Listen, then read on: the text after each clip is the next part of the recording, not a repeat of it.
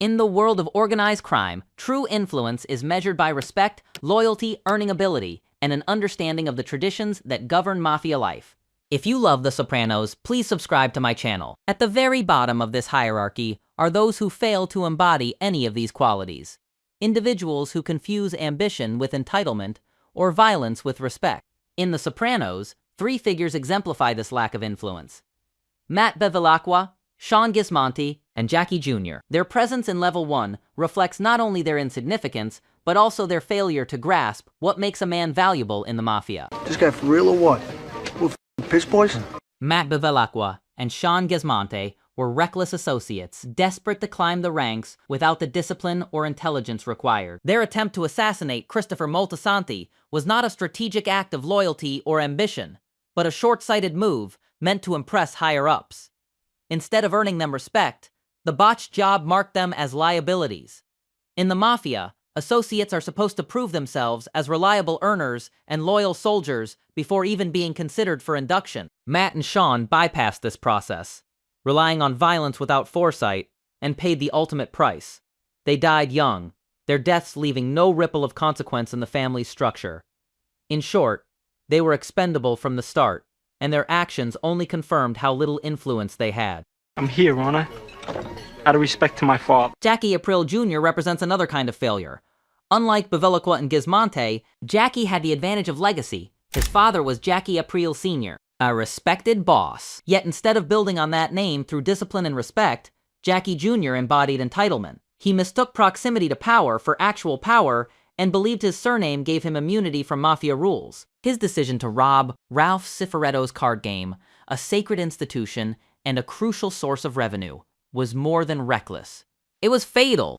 Unlike his father, who commanded respect and wielded genuine influence, Jackie Jr. proved himself incompetent, naive, and unable to function within the strict codes of mafia life.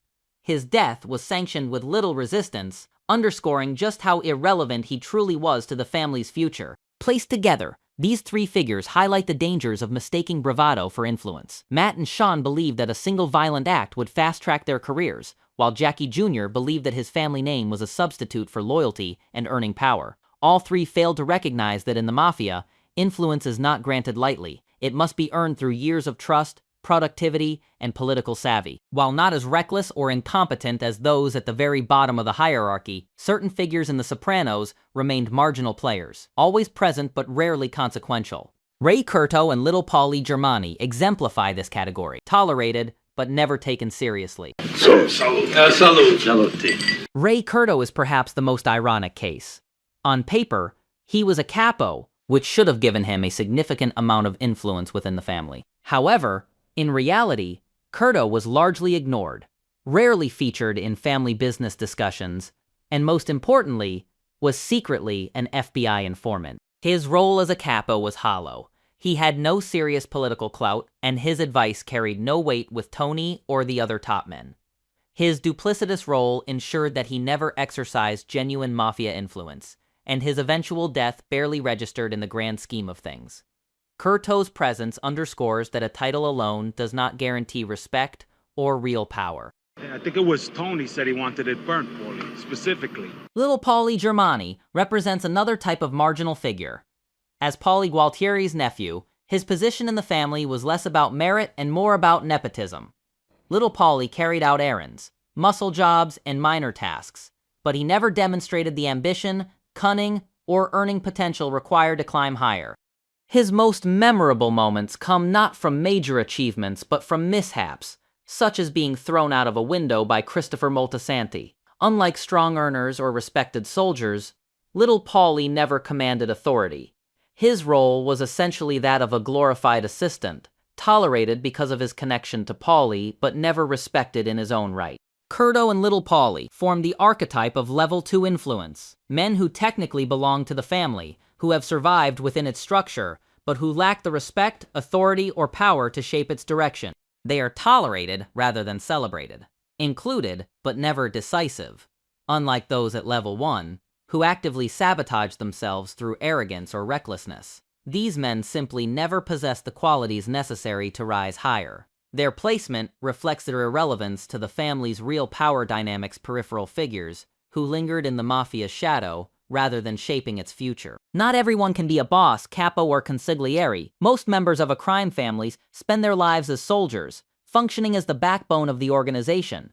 In The Sopranos, Eugene Pontecorvo, Bonifacio, and Furio Giunta exemplify this middle ground. They are respected members of the family and trusted to carry out important work, but their influence is capped. They never rise to positions of leadership, nor do they shape the family's direction. Their placement in level 3 reflects their status as dependable but ultimately limited figures in the Mafia hierarchy. For you, your taste. Eugene Pontecorvo is a textbook example of a soldier whose career stalls. As a made man, Eugene commands more respect than associates or hangers-on, and he is entrusted with certain responsibilities by Tony. However, Eugene is also constrained by his lack of earning potential and his inability to maneuver politically within the family. His most memorable arc involves his inheritance and his desperate plea to Tony to retire and move to Florida.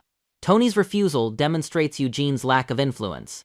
He cannot dictate his own future, let alone influence the direction of the family. His eventual suicide highlights the cruel reality of being trapped at a mid-level rank, with no prospects of climbing higher. Bonifacio represents the classic enforcer type. Trusted by Tony and closely aligned with Christopher Moltisanti, Benny is reliable in handling muscle work, intimidation, and hits. His presence in many of the family's operations shows that he is trusted, but his role remains strictly as muscle. He never exhibits the strategic thinking or political ambition needed to advance beyond soldier status. While he gains respect for his loyalty and toughness, Benny's ceiling is clear. He is a worker, not a decision-maker. His influence comes from fear and reliability, not from genuine authority within the family. The boss money. Furio is perhaps the most striking of the three. Imported from Italy by Tony, Furio commands immediate respect due to his fearlessness and efficiency as an enforcer. He is one of the few soldiers who intimidates even the higher-ranking members of the crew, and his loyalty to Tony makes him a valuable asset. Yet, despite this respect, Furio's role is strictly limited. He is muscle, not management, and he is never included in major political decisions. His growing attraction to Carmela ultimately forces him out of the picture. But even before his disappearance, Furio's influence is rooted entirely in fear and respect for his violence, not in leadership or political clout. Eugene, Benny, and Furio embody level 3 influence. Solid soldiers who are valued by their superiors, but never in a position to shape the family's destiny. Unlike the men in level 2, they are not marginal or irrelevant. They have a place, a role, and a degree of respect. But unlike the capos and consigliers above them, their power is strictly limited. They serve, they enforce, and they earn. But they do not lead. Their placement reflects the reality of most Mafia careers. To remain soldiers, important but replaceable, respected but never truly influential. Between the top power brokers and the rank-and-file enforcers sits a crucial middle ground. Men who are trusted, respected, and even groomed for higher status, but who never achieve the same level of influence as the true bosses or capos. In The Sopranos, Christopher Moltisanti, Bobby Bacalieri, and Patsy Parisi all fit this description. Their placement in level 4 reflects their role as reliable mid-tier figures more significant than ordinary soldiers, but ultimately short of the power and influence of the upper levels. I was trying to say something positive because she's your friend. Christopher Moltisanti is perhaps the most notable example. As Tony's protege and chosen heir apparent, Christopher carries a symbolic weight far greater than his actual influence. Tony elevates him out of loyalty to Dickie Moltisanti, Christopher's father, and as a way of grooming a successor. Christopher is trusted with important tasks, receives protection from Tony even when he falters, and eventually earns his button. Yet his influence is derived less from his own merit and more from Tony's favoritism. His problems with drugs, his lack of discipline, and his impulsive nature prevent him from truly becoming a leader in his own right. Though he occupies a place above most soldiers, his ceiling is exposed. He is important because of who mentors him, not because of what he independently contributes to the family's politics.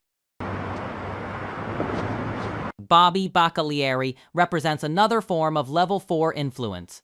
The quiet, loyal soldier elevated through trust rather than ambition.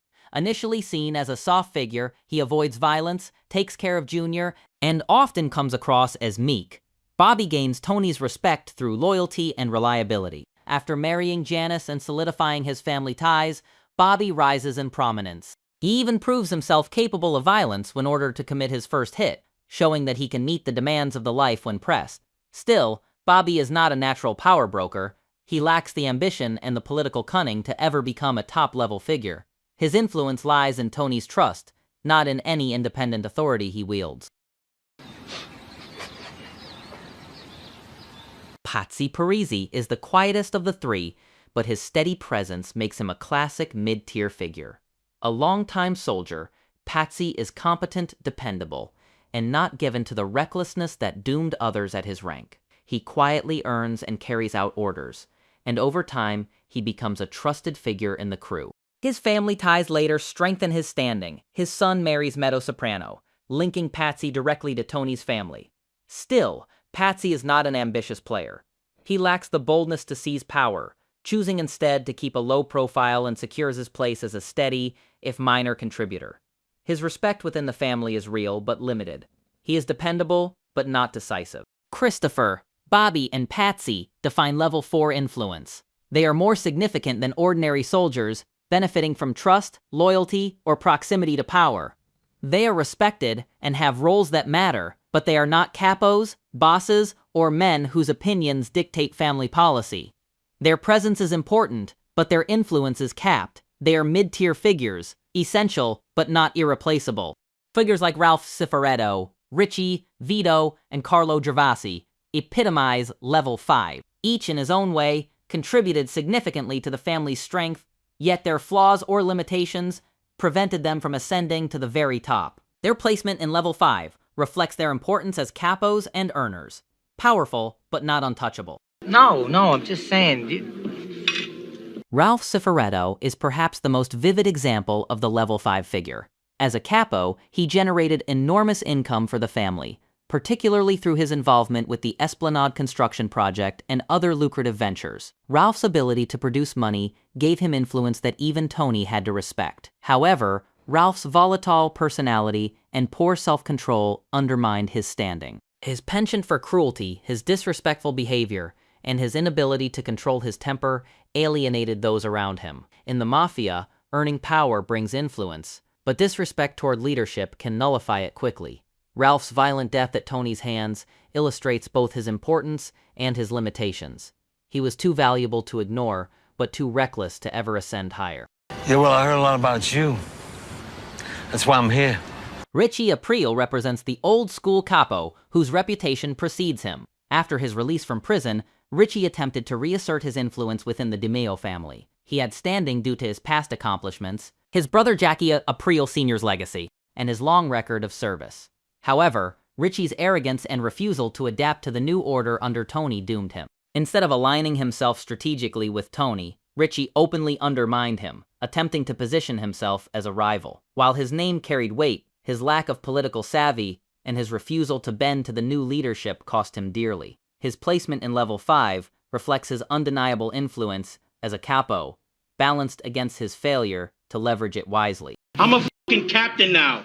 You don't talk to me like that. Vito highlights another route to level 5 influence, earning power. As a capo, Vito was one of the family's strongest financial contributors, controlling profitable rackets and proving himself as a major earner. His influence stemmed not from charisma or political cunning, but from the money he brought in.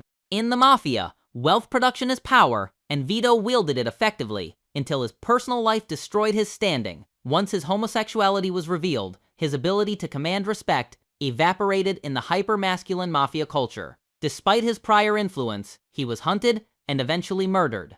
Vito's story shows how even a major earner's power is conditional, vulnerable to the Mafia's rigid cultural codes. Johnny Sack? What was it? A fat joke? Carlo Gervasi is the quietest of the level 5 figures, but his steady presence as a capo marks him as influential nonetheless. Unlike Ralph or Richie, Carlo did not make waves or attempt to challenge leadership. Instead, he operated as a loyal capo, earning respect through consistency and his ability to manage his crew effectively. Carlo's influence rose toward the end of the series, especially after Silvio's incapacitation, when Tony leaned more on him. However, Carlo's eventual decision to cooperate with law enforcement reveals another limitation of mid-tier figures. Even a loyal capo can turn when cornered. His betrayal does not erase his prior influence, but does underline the precariousness of power at this level. Ralph, Richie, Vito, and Carlo represent level 5 influence, capos and major earners who are critical to the family's operations. They control crews, bring in money, and carry weight in decision-making. Yet their flaws, whether personal, political, or cultural, prevent them from rising higher. They are powerful within their sphere, but ultimately subordinate to the boss and his inner circle, making them central, but not supreme. At the upper tiers of the Mafia hierarchy lie men who are not the boss, but who nonetheless wield enormous influence. These figures often serve as the boss's most trusted lieutenants, consiglieri, or senior capos, and their opinions carry weight in family decisions. In The Sopranos, Johnny Sack, Silvio Dante, and Paulie Gualtieri exemplify this role. Each commanded significant respect, had long-standing reputations, and helped shape the political balance between New Jersey and New York. Their placement in level 6 reflects their position just below the true boss's figures who were indispensable to the family's day-to-day functioning and who carried genuine authority in Mafia politics. When they go? Come on, huh? Johnny Sack is the most prominent of the three in terms of sheer political clout. As underboss and later boss of the Lupertazzi family, Johnny represented one of the most powerful crime families in New York. Even before officially taking over, his sharpness, diplomacy, and ability to maneuver politically gave him great influence. Unlike Carmine Sr., who was content with an old-world, low-profile approach, Johnny was hands-on, often negotiating directly with Tony and making decisions that affected both New Jersey and New York operations. His influence was evident in disputes over construction contracts, the Carmine succession crisis, and the Ralph Cifaretto situation. Johnny's downfall came not from a lack of influence, but from overextension. His ambition and greed left him vulnerable to federal prosecution. Still, his ability to command respect from both friends and rivals places him firmly in level 6. I'd stop to eat, but I don't want to get to the hospital after Tony. Silvio Dante represents the archetype of the trusted consigliere, though he did not seek the spotlight. Silvio was Tony's closest advisor and often the voice of reason in high-pressure situations. His power came not from leading his own crew, but from his proximity to the boss and his role as strategist. Tony regularly turned to Silvio for guidance on disputes, betrayals, and the handling of both internal and external threats. Silvio's influence was quiet but decisive. He helped Tony balance his impulsive nature with calculated judgment. When Tony was incapacitated, Silvio briefly stepped into the role of acting boss, underscoring the trust he commanded. His placement in level 6 reflects the fact that while he was not the boss, he was central to the functioning of the family's leadership. Beautiful definition, too. Paulie Walnuts earned his place in level 6 through seniority, loyalty, and reputation as a tough, old-school mobster. A capo with deep roots in the DiMeo family, Paulie commanded respect, not just because of his longevity, but because of his reliability in carrying out orders. His earning ability was decent, but his real influence lay in his standing as one of Tony's most trusted soldiers turned capos. Paulie's quirks, paranoia, and occasional insubordination sometimes strained his relationship with Tony, but his decades of service ensured he remained a key player. Unlike Silvio, Paulie was not a strategist, but his ability to enforce Tony's will and to command loyalty from his own crew made him one of the family's indispensable figures. These are men who are not the ultimate leaders, but who are central to the Mafia's balance of power. They carry real authority, shape the course of family politics, and command loyalty and respect. Yet their influence, however great, remains bounded by the boss. They are high-ranking lieutenants, capable of steering events but never fully controlling them. Their placement reflects their importance. One step below the summit, powerful enough to define the family's operations, but not the ones who sit on the throne. At the very top of the Mafia hierarchy are the bosses, the ultimate decision-makers who wield authority over the entire organization. Their word is law, their influence extends beyond their immediate crew, and their reputations carry weight across state lines and among other families. In The Sopranos, Tony Soprano, Jr. Soprano, and Carmine Lupertazzi Sr. exemplify this level of power. Each represents the highest echelon of Mafia influence, and their placement in level 7 reflects the reality that they were the men whose decisions shaped not just individual rackets, but the direction of their entire families. You know why? I don't know that I give a fuck. Junior Soprano illustrates a more complex case of level 7 influence.